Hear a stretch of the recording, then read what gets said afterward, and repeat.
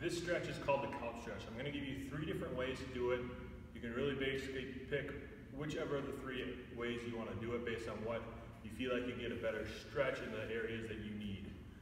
But you might want something like an ab mat, a towel, a pillow, whatever it is, so you can cushion underneath your knee. It's not required, but it might just make it a little bit more comfortable. So the first option will be try to put the top of your foot flat against the wall. And we'll want to get the knee as far back as we can.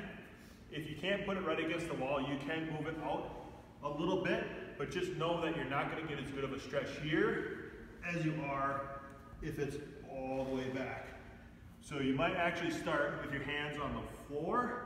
I really want you to just get a mild stretch. You might feel it here in your quads, you might feel it up in your hip flexors, but let's just get a mild stretch to begin with. Then, as it relaxes, then you can work up to your knee. Maybe you get both arms up, eventually trying to get all the way up. But I want you to watch out that you don't arch your back because you're actually going to give a little bit of slack to the system. So keep the ribs down and lean back versus arching your chest up. Okay? Notice the difference. Keeping the ribs down is a little bit better. Second option is still try to put your knee closer to the wall, maybe not right against the wall, but putting your toe on the wall, not the top of your foot.